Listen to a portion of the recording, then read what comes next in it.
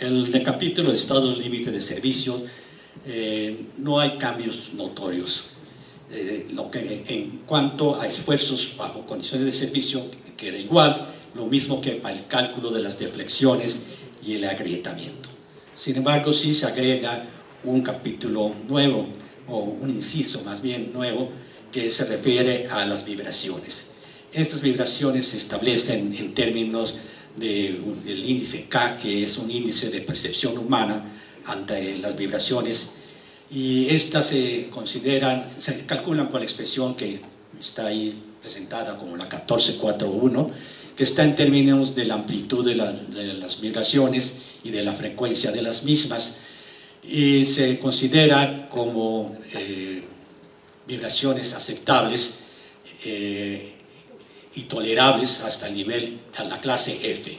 Ya después de esta clase se recomienda que no sean aceptadas vibraciones de esta magnitud o de ese índice de percepción.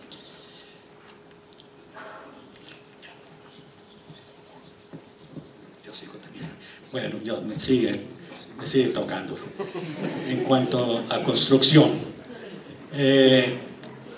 en cuanto al acero de refuerzo, se agregan los requisitos y control de calidad de las uniones soldadas. Se establece que para que un acero sea soldable debe tener un carbono equivalente, el índice de carbono equivalente sea menor a 0.55%. Esto no se establecía en los requisitos de las uniones, y es un factor muy importante para que realmente las barras de refuerzo puedan soldarse de manera adecuada. Se establece también la inspección visual, una inspección radiográfica y las pruebas destructivas, y se indica qué tantas pruebas, con qué frecuencia se deben de tomar y cuáles son los parámetros que se consideran aceptables para clasificar que las uniones soldadas sean realmente eficientes. Lo mismo se hace con los requisitos y control de calidad de las uniones con dispositivos mecánicos. Se establece que debe realizarse una inspección visual para corroborar que los procedimientos empleados en las uniones mecánicas sean los que el diseñador o el que recomienda o el que especifica esas uniones ha establecido como método para realizarlas. Se establecen las pruebas destructivas y los parámetros que se deben de considerar como aceptables para que la continuidad en la unión sea considerada adecuada. En cuanto a los concretos, se agregan los requisitos que deben cumplir la resistencia a la compresión para los concretos de alta resistencia. A la fecha, la norma vigente, se aplicaba el mismo criterio de aceptación de los concretos de alta resistencia en la que se sostiene para los concretos clase 1. Si me pasa la siguiente. Aquí en esta tablita se presentan ya los concretos con resistencias menores a 400 kilos por centímetro cuadrado y aquellos que tienen una resistencia mayor dentro de los concretos clase 1, y se dan los parámetros o las expresiones para calcular las resistencias medias que deben alcanzarse en estos diseños de las mezclas para cumplir con la especificación que la probabilidad de falla de estos concretos sea del 10%. En particular para los concretos de alta resistencia se estima que la desviación estándar de esos concretos debe considerarse igual al 10% de la resistencia a compresión, y como criterio de aceptación se dice que ninguna muestra debe dar una resistencia menor que 0.9 de F'C, y además de cumplir con que ningún promedio de 3 muestras consecutivas debe tener una resistencia inferior a F'C. En cuanto a los requisitos complementarios para concreto preesforzado, concreto prefabricado y las tolerancias, no hay cambios respecto a lo que se presenta, a lo que existe actualmente en las normas de 2004. Y ahora creo que sí, ya terminé. Bueno, el capítulo 16, como el ingeniero lo dijo al principio, es un capítulo nuevo que se puso en estas normas, en donde se trata de la inspección, evaluación y la reparación, rehabilitación de estructuras ya en uso o que han presentado algún tipo de inconveniente dentro de su vida útil o su comportamiento. Aquí también se va a tratar en este capítulo, como ustedes pueden ver aquí, desde la forma, bueno, se tiene cuál es el alcance y las definiciones de lo que es una evaluación, una rehabilitación, un reforzamiento, y después, no tan rápido, después de ahí vamos a ver la formación de un dossier o el archivo que le requerimos para ir evaluando, ir inspeccionando nuestra estructura, ¿verdad? Y vamos entonces a tomar ahí algunos puntos en donde se consideran las pruebas que vamos a realizar, qué tipo de pruebas se le van a hacer al concreto y al acero. Las que ustedes ven aquí no son limitantes, no son las únicas. Las que se ponen aquí son las que tenemos un respaldo en nuestro país con una normativa ya, en una norma mexicana del 11, ¿verdad? Sin embargo, cualquier otro tipo de requisitos que se requieran en cuanto a pruebas, bueno, mientras estén estandarizadas y se compruebe que su efectividad se pueden utilizar.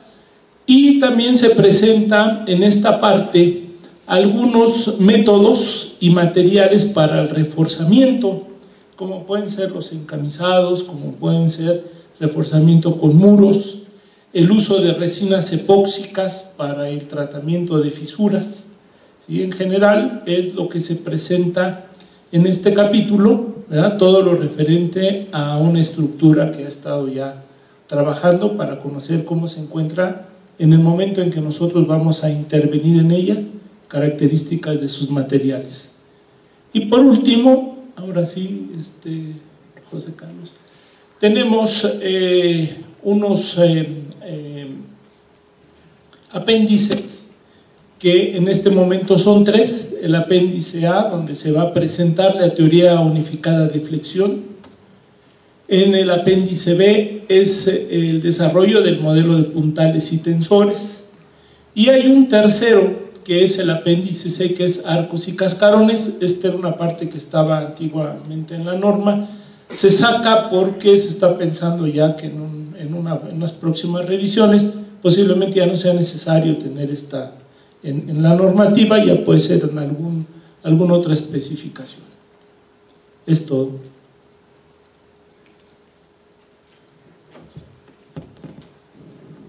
Bueno, en resumen, así muy general, esto y muy breve, esto es lo que se tiene. Aún todavía hay algunas cosas que no se han redondeado, pero se ha hecho, ahorita vamos a decir que tenemos un avance muy importante, y eso es lo que tenemos hasta la fecha.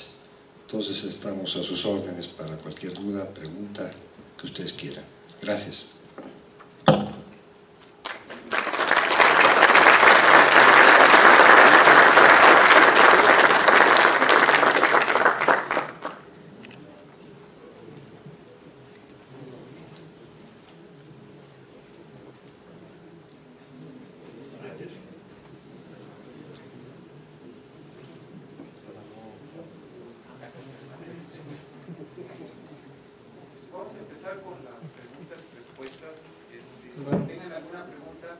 Levanten la mano para que nos den una pregunta.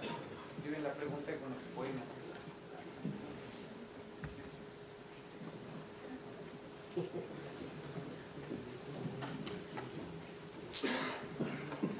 Buenas noches, soy Jacinto Solís. ¿Escucha? Buenas noches, soy Jacinto Solís. De los concretos autocompactables, no sé si sea lo mismo, ¿va a haber normas ya bien definidas?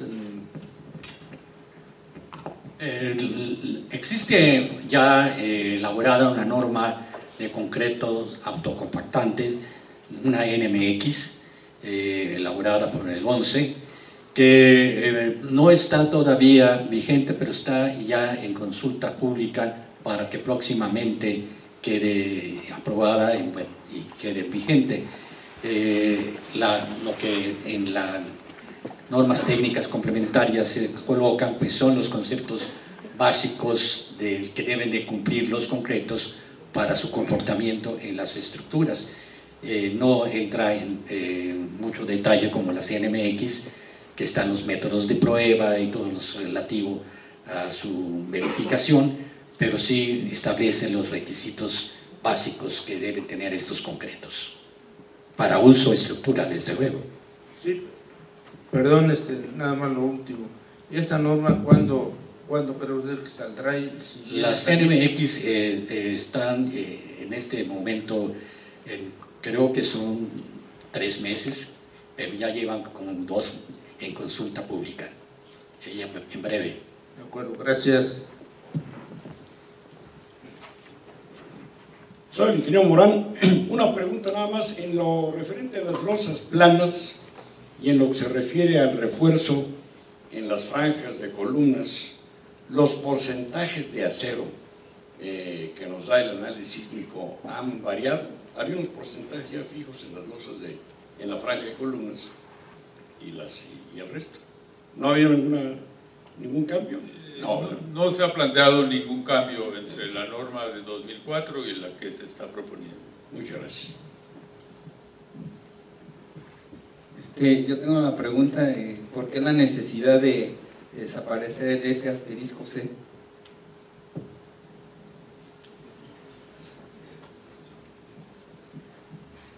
Bueno, hicimos muchos estudios donde el F*C era verdaderamente conservador, sobre todo para muchos criterios de falla, como vigas a flexión o flexión predominante en los elementos. Solo había una situación que quedaba en desventaja, era cuando el elemento en flexocompresión, la falla era por compresión predominante. En cortante también analizamos el porqué, y cada uno de los casos preferimos uniformizarlo, utilizar un F'(C), ya que es mucho más claro su funcionamiento, su comportamiento, y nos referimos y preferimos castigar con los factores de reducción.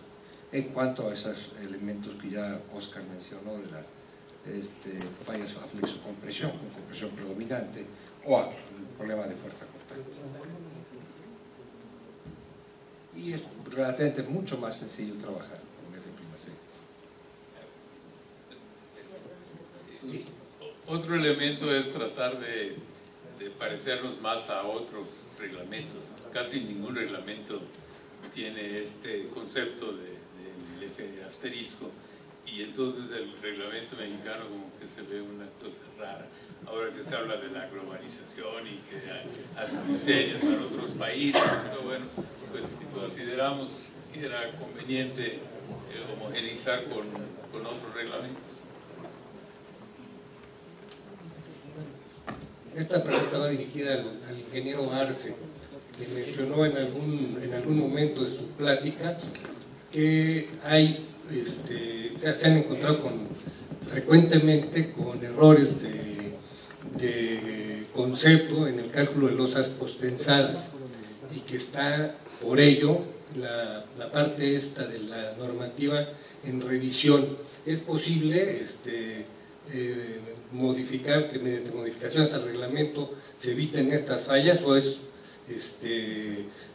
falla del reglamento o de la gente, o si nos pudiera explicar un poco? Sí, es un tema complejo porque no solo nos ha pasado a nosotros, les ha pasado a otros miembros de otras normas, ¿no? Actualizar una norma no es fácil, se quiere que sea sencillo para los principiantes, se quiere que se contenga mucho para los expertos, y hay muchas maneras de limitarlo, ¿no? Seguimos estudiando, tampoco hay mucha información del comportamiento sísmico de estructuras de losas postensadas de alturas importantes, mayores a 3 niveles. Hay algunos estudios, los estamos estudiando y estamos tratando de ver cómo poner esos candados para evitar las malas prácticas, ¿no? Entonces este es un tema complejo, todavía no nos hemos puesto de acuerdo.